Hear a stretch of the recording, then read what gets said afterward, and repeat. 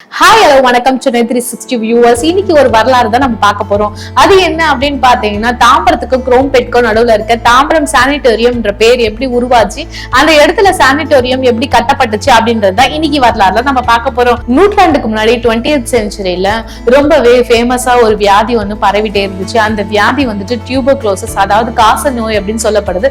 இந்த நோயால நிறைய மக்கள் பாதிக்கப்பட்டிருந்தாங்க. இவங்களுக்கு வியாதிகளை குணப்படுத்துறதுக்காக அவங்கள பாத்தீங்கன்னா நீண்ட நாள் வந்துட்டு அவங்களுக்கு இடம் தேவைப்படுது அவங்கள நோயை குணப்படுத்துறதுக்கு. சோ அப்படி பாத்தீங்கன்னா ஒரு ஹாஸ்பிட்டல் தான் வந்துட்டு ரொம்பவே ஃபேமஸா இருந்துச்சு சானிட்டோரியம்ல.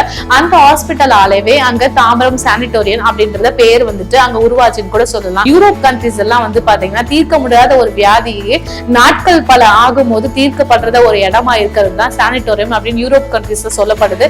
சோ அப்படிதான் பாத்தீங்கன்னா நம்ம சென்னை தாம்பரம்க்கு குரோம்பேட்க்கும் நடுவுல இருக்க தாம்பரம் சானிட்டோரியம் உருவாச்சு. 1928 ஆண்டுல பாத்தீங்கன்னா நெஞ்சக நிபுணரா இருந்த டாக்டர் சகரிமுத்துவால தான் அந்த ஹாஸ்பிட்டல் அங்க உருவாச்சு.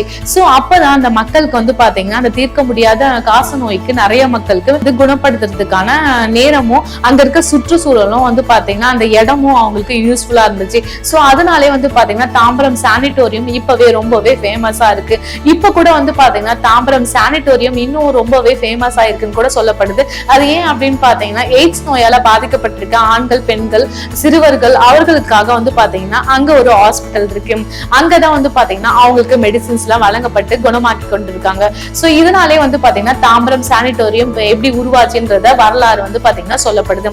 சோ இந்த வீடியோ உங்களுக்கு பிடிச்சிருந்தா லைக் பண்ணுங்க, ஷேர் பண்ணுங்க. நீங்க இன்னைக்கு தாம்பரம் சானிட்டோரியம் எப்படி பேர் உருவாச்சுன்றத காரணத்தை தெரிஞ்சுக்கிட்டீங்கன்னா என்னோட கூட கமெண்ட் பாக்ஸ்ல ஷேர் பண்ணுங்க. மறக்காம வணக்கம் சென்னை 360 சேனலுக்கு சப்ஸ்கிரைப் பண்ணுங்க.